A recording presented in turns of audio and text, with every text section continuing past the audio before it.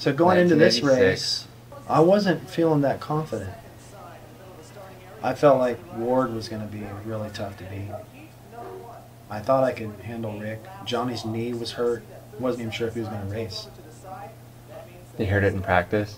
But, so these are heats and stuff, right? Yeah. Okay, so I came walking down the tunnel to walk the track. Back then it wasn't track walk. You walk it when you want. Oh. Comment on the styles. Like, look at these riding styles. They're Everybody's landing everything on the rear wheel. Yeah. Well, part of the riding styles was I was going to tell you about walking the track. I had never seen a track built this awkward because they had off-road cars and they had quads at the same time that went in and around it and backwards. So you see hay bales strewed all about because they were just all sideways and just tearing the place apart. So when we went out there, things weren't kind of organized. There were no lines or anything. It was like we were hitting something for the first time. So it was an awkward deal. And the spacing of that whoop section, you don't do a double and immediately land in your in whoops and then go directly from whoops to a plateau.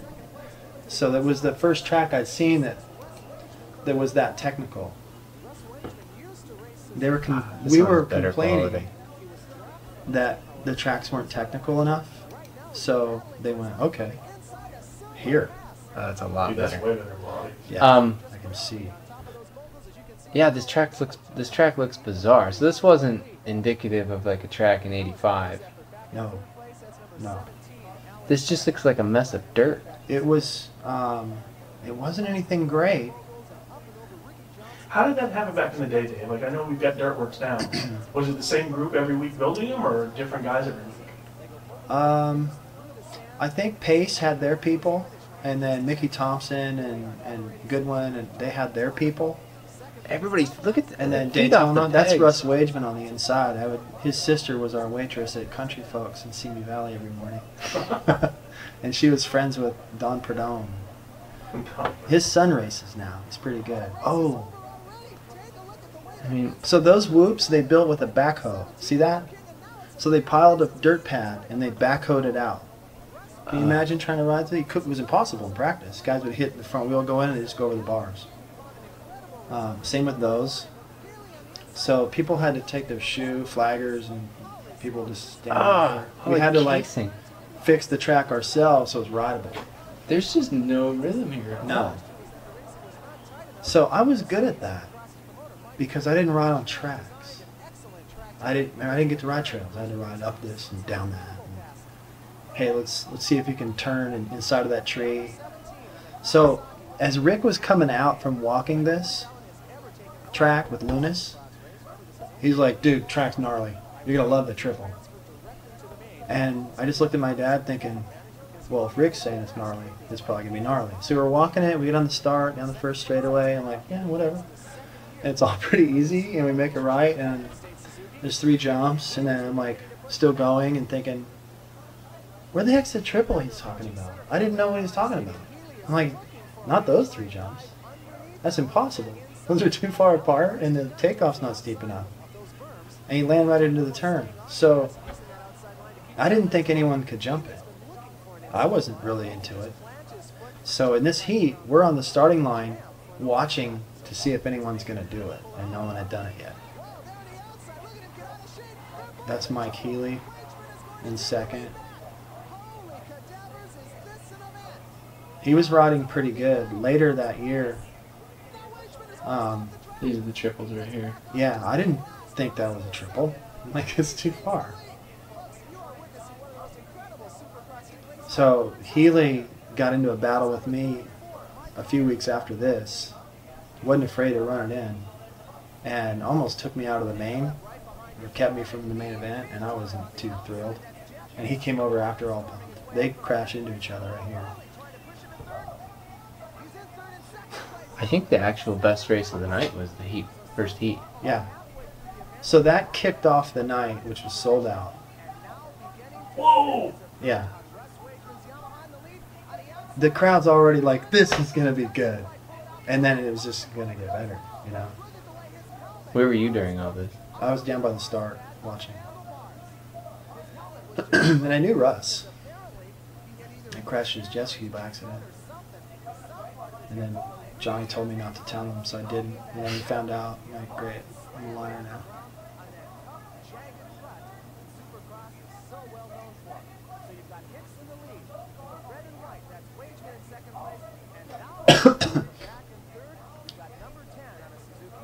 Yeah, as a rider, being down by the start, watch Hicks just bash his head. I haven't seen my heat. I always just see the main. Way to give it away, Greg Barbacovi. I thought we were live.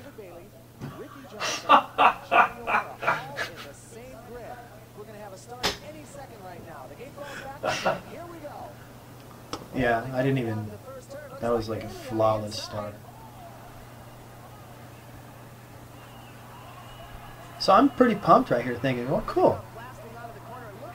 And I set up, I'm thinking I'm going to do the triple, and then Rick's there, and I'm like, shoot. And there goes that. I was thinking more about the triple and thinking he was just going to let me. Had you done the triple yet? No. You're just going to go for it on the first lap? Yeah. I don't remember if I did it in practice, but I don't think so. And even if I did, I was scared to death to do it. I knew I could jump that too, but he was in front of me, and I figured, we're still figuring the track out right here. I mean, we haven't seen it since earlier, and they've had four-wheelers and off-road cars and messed with it maybe a little bit, moved hay bales around to set it back up for us, so stuff's narrower and weird. So I remember this. I remember being right behind him going, if he goes for it, I'm going for it. And I was in the air, I could hear the crowd and the whole area just freak. I'm like, yeah, I know. This is pretty pitching. So I remember at this point being able to just, without much effort, just stay right behind him. So I'm like, in my head, I'm thinking, okay, Rick's a fighter for sure. I can't count him out. But what I got to be concerned about is I got to ride my best and make sure I got enough speed to beat Ward.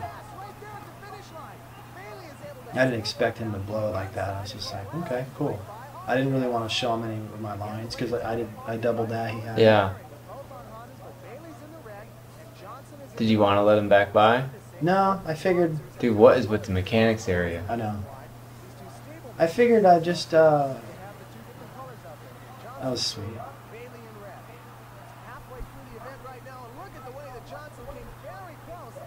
Ballsy. Do you see how I like went to him a little bit? Like maybe I was going to block the inside and yeah. Went wide, did it anyway. So I felt like the pace I had was really easy. And I didn't want to show off too much. I didn't want to show Ward too much. So I wasn't really thinking about Rick. I was feeling like I'm that guy. Because in testing I had been. He was sick and stuff, and he didn't get the run up to Anaheim I felt like I did. So right here I'm feeling like this is mine to lose, but Ward's going to be tough.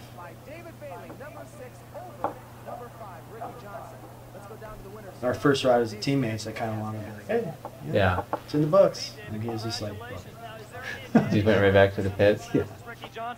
Well, we could watch each other's lines a little bit. Of course, I had the advantage of being behind him a little bit and seeing some of the things he was doing and try and find a few things that I did better. And then I got by him, and then he was studying my lines, and I noticed the places I was catching up to him before. He was right on my tail, so he picked up on a few of my lines, and I think we helped each other a little bit. Just hopefully Neil and these other guys are going to go out there and find any lines too fast. You guys feel that the Team Honda is the fastest team tonight? I sure hope so. You never can tell until the race. I know there's been times when Honda has won every single heat race, and it's just looking good. Everyone's got smiles in the main event. You know, we all have bad luck, and Kawasaki or something wins the final. So we'll just have to keep our fingers crossed. Hey, best of luck tonight. All right, thank you. Back to you, Greg. Only the top four transfer directly to the main. Yeah, so that gear was pretty new. I wore it the year before briefly. Rose Bowl, right? So I just finished my heat. I'm standing behind the starting line watching this, thinking, okay, here we go. Wardy's out front doing his thing. Oh, was that Kehoe that just about killed himself? There are so many people in the infield. So what happened I saw there? that. I was watching it, and I went like, okay, first of all, he almost got nailed. Not that it's his fault, but I'm Zoot. I didn't even watch the race. I'm watching Ward, because back then I'm like, okay, the throttle cable came out of the slide. That's what happened. You knew that? Yeah, because I saw that happen to Bob Hanna in 1977 at St. Pete in the 500s. Him and Marty going to the final moto and final race, I think the first moto, and his throttle came out of the slide. And it happened to me, so I knew. I might be standing back there somewhere. But I knew, and so as soon as that happened, I'm going, no points, he doesn't advance. What was that rule? That was weird. They changed that after this. I know. right? Was So that I a new went- rule? So at the time, as a competitor, I'm like, well, Cool. One less guy. cool. Because I wanted to beat the best guy, but at the time, I'm going, good. Now maybe I can win. And then I remember seeing that because I heard the crowd go ape, and Kehoe was hucking that thing, and Brock was not into it. Brock's wrist wasn't right, and that wasn't the kind of thing you could just grease. So he's going, I don't want to have to huck this thing and just slam the landing and hurt my wrist at the first race of the season. So, Did the tracks get better after this? yeah. Different promoters had different other The next things race going. was Houston, and that was pace, and they built a really good track. And the dirt there's primo. So was that what was the rule about getting last in your heat and then not being able to ride the semi? Well, I mean, if you got in the top, whatever they took here, 6. 4. Whoa. So if you took, if you were 5th through like 16th, Mm-hmm. you advanced. If you didn't make the top 16, then there wasn't enough. You couldn't fit enough people on the gate to go to the semis. Oh, So they're like, we got to cut somebody. There's only because there were 4. So the Wow. last, it was like, the flag race kind of thing. The guys on the end get So cut. they were advancing too many guys in the afternoon program. Yeah. So what did they give you after this race? A provisional? I think they just went, wow, we just blew it, and that has to change. And Kawasaki probably had a lot to do with David Sandfield and John Bradley. Now, the race. yeah, I remember thinking, this is mine to lose. I And know that Ford is. I got to Watch how quickly he has to get off. Look at that. Whoa. That's pretty tight. I got pinched right there, and I got pretty nervous. Like, shoot. And then when Burnworth went down, I wasn't in my view to see exactly, but I was like, man, just keep your cool, because things are getting weird. There's a lot of racing. Seeing that again, who do you think was Rick aggressive, or did Burnworth kind of drift into his line? I think Burnworth was just doing his own thing, and Rick kind of ran into it. Now, I'm not saying Rick is a jerk there. I'm just saying that how could Rick not take responsibility for that? I mean, Rick clearly just kind of landed squarely and went straight. And he wasn't going into the corner. It was like he was going to go and like kind of bump him. He's trapped. How was he not going to bump him? That's how I see it. So he almost clobbers me later in the race. I'll show you. So Rick, right off the bat, when he gets the lead, You're in 5th. 4th. oh, and I run over his bike. Watch, or I did. He fell in front of me. I ran right over his bike. So the Burnworth thing, then that, and I'm flustered. Like a minute ago I thought I was gonna win this thing, and now I'm like, I hope I don't crash. Look how spread out they all are already. Yeah. 1 lap.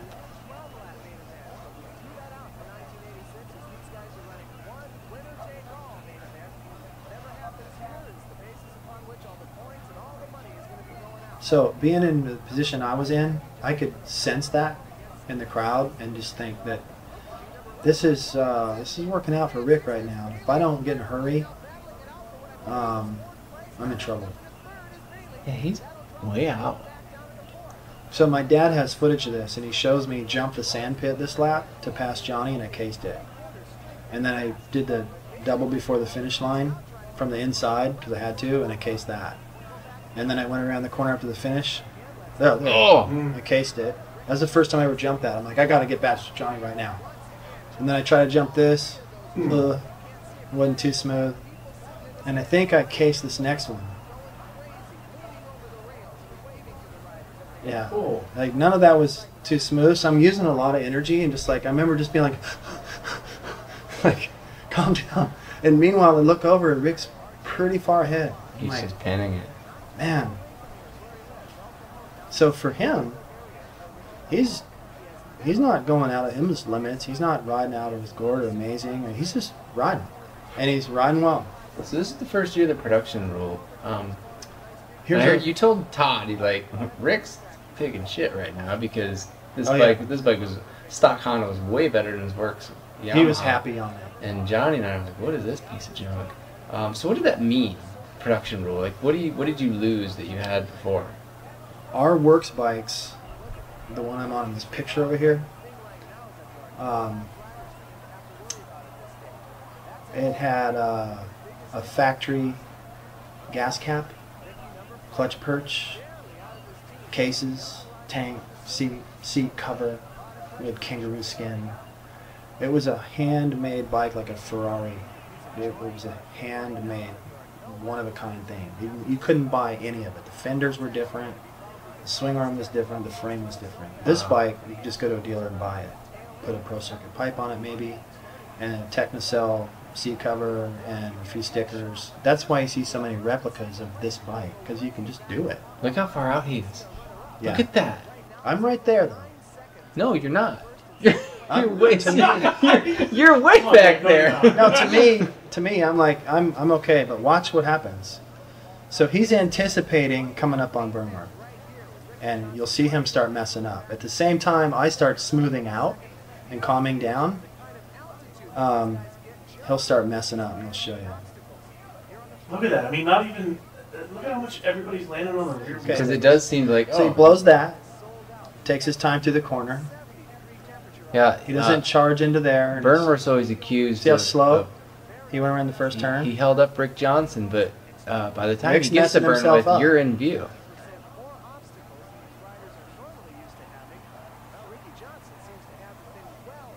Yeah, they don't really show that well. But he started making mistakes, one right after the other. Who knows how they had in this as well, that line cuts. So again, Burnworth's not in his way. But he didn't do that double again, and he dorked the whoops, and I'm right And you're there. right there now. So I caught him, but Barbacovi would have you think otherwise. Well, it's because of the cut down version that we're seeing. Yeah. You know? So I was Yeah, you didn't just come up on him in 2 seconds. I was there's reeling probably him 4 in. laps that we didn't see. 2 to 3 seconds a lap because I was So doing that probably everything. went on for 8 or 9 laps.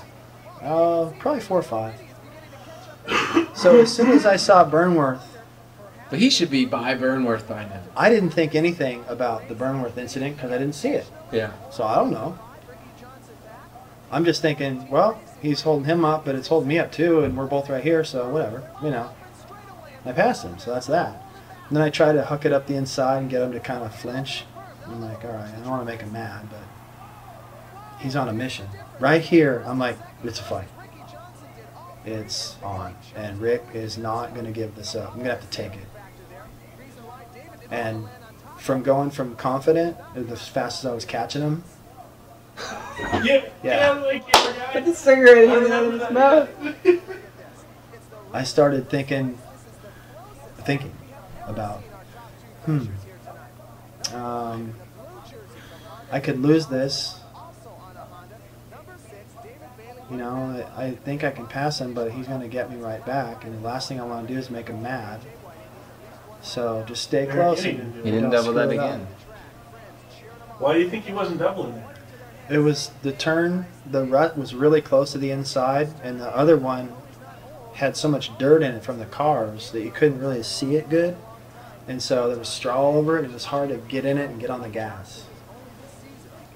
And I just started going way inside there and miss all the bumps. I'm like, I can jump it every time if I do that.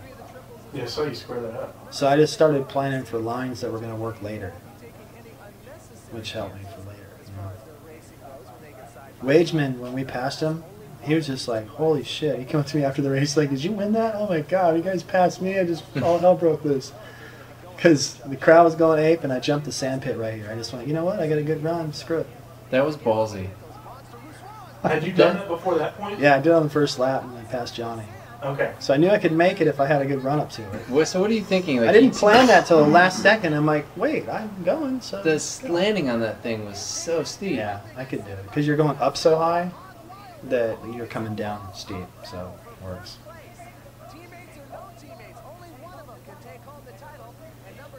I was surprised kind of in here. I mean, that's Myerscough, that's Leask. These guys aren't bad. And we're lapping up, you know. Whoa!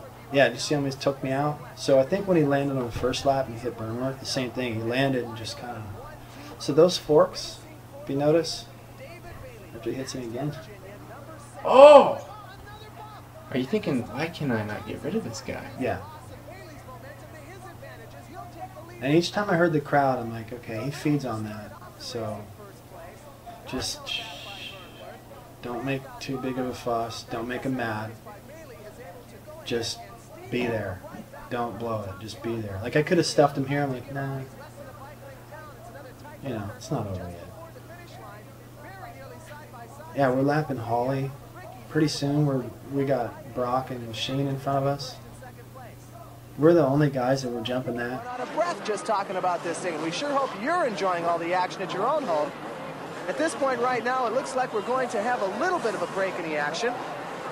David Bailey down in second place, as Ricky right now enjoying, well, it's about a bike length and a half, 2 bike lengths in certain sections. So I try to do it as nice as possible. Oh, you choked him out a little bit. I was just trying to go, how can I just get him to say uncle and get by and he's not mad, you know? Rick's really muscling. So I could feel him all over me, and I knew that every time I went into the corner before the triple, if you go wide, he's going to get you. If you go inside, he can't jump it. So I just went down the straightaway slower on purpose. Whoa! Oh! I went slower, so we wouldn't have to play the game in the turn. I just went slower into the... What did that feel like, casing that?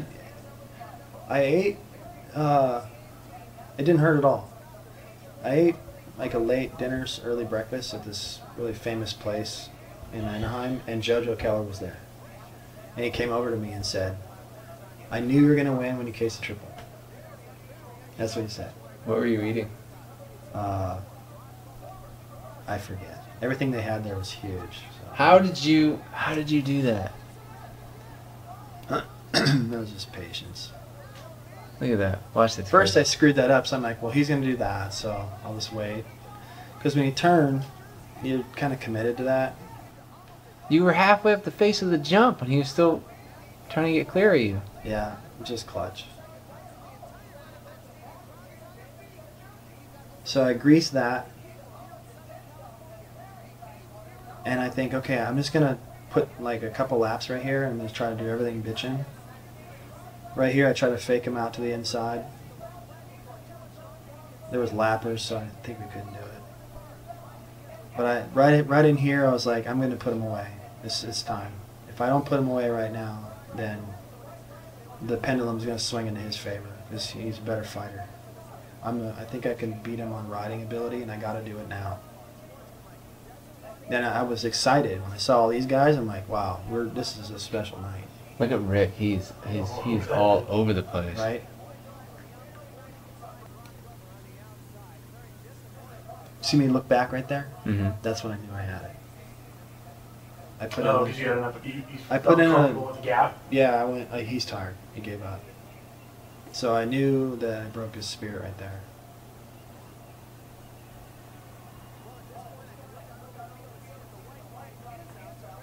And that, you can't tell, but that was all kind of weird ruts and rocks, and like it was like dry and dug out with dirt fill in it and hard edges and stuff. So even though it looks like I'm just kind of putting around that turn, it was like, if you looked at the turn, you're like, oh, no wonder, because it's jacked. And that too, it was like hard spots and weird, like rocky sand. The dirt was, because they got it out of that riverbed next door.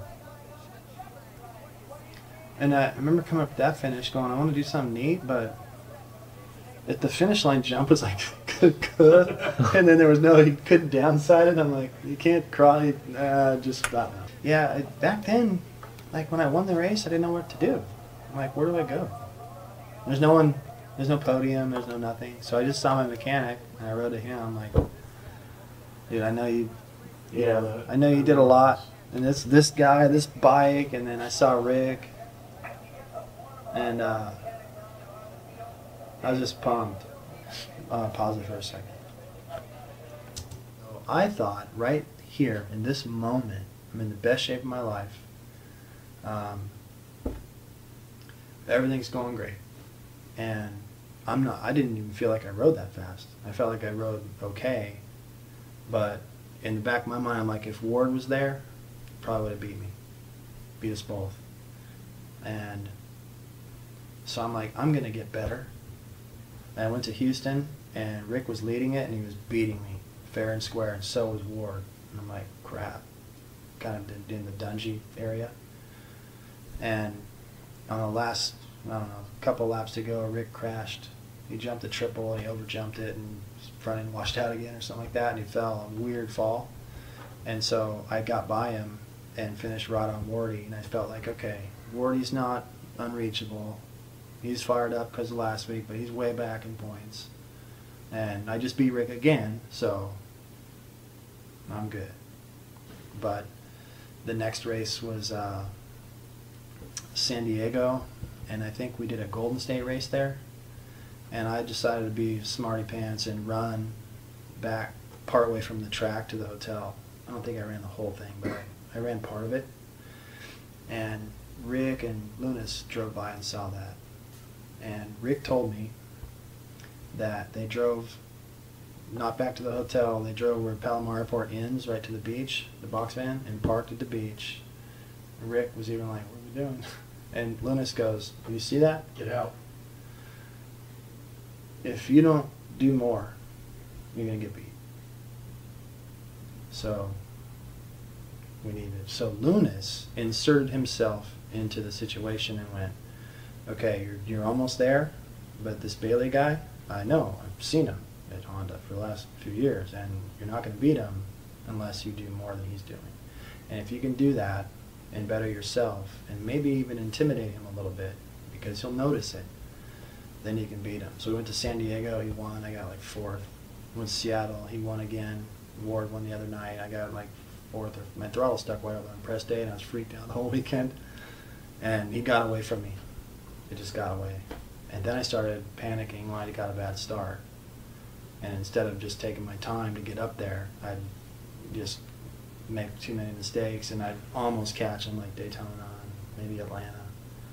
And I probably should have won, but didn't. And so finally when I calmed down, I went to Pontiac and won both nights, went to Dallas and won again, but it was too late. So right there, I'm like, I'm going to win.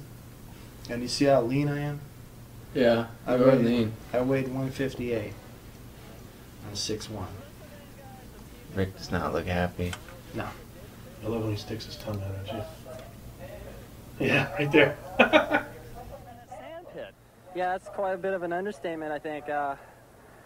I think there was a few times when Rick was about to land on me, you know, we were just jumping over each other. There was so many jumps. There was a couple times, I think right by the finish line, where I was on top of Rick. I didn't even know where he was for sure, and he just squirted out from underneath me, but it was real close. We pretty much made an agreement at the starting line. We go, you know, the track's tight. We're both going really fast tonight, and if we hit each other, that's just the way it goes, you know, as long as we don't kill each other. And as you can see, it was really close racing, but I'm just happy it turned out so good for Honda and not just for myself. Did you ever back off because he's your teammate? No. In fact, there was one time these triples over here that I think my dad walked it off. He's got pretty accurate feet, and they're about 13 inches long. And it's 65 feet across that thing, and you don't have very much of a run. There was some rocks and things, and Rick and I both weren't really sure because there was a couple of lappers riding through it, and we were just over in the air going, God, I might be dead. I might be dead when I land, but we just gave it everything we had. Great job. Nice start for the season. Thanks a lot. Thanks for all of your help. Yeah, one lap we jumped it. I know it lapped. Did Rick ever speak? Did they interview him? Yes. I don't know. This was some impromptu thing. Like, oh, like we were already back at the truck, and they brought us back down there. So I'm like, what are we? I didn't want to. I was just wanting to be happy and celebrate. And I was kind of like all over the place, and I had to walk next to Rick. It was just awkward, you know. You remember what you talked about? Was there anything? It's quite a walk. Rick was pretty cool. I don't remember specific things we talked about, but he was just like, no, you earned it, man. You know, you should be stoked. That was a good one. Like, he was really complimentary. It's funny because you guys are just kids, really. Yeah, we're really young. I was trying to be like happy, but not so happy that he's over here going, dude, you know, I'm right here. I was trying to keep that in mind. And I think genuinely, now that I think back, I think Rick was like, no, that was a good one, and pissed I didn't win, but man, you're a little faster.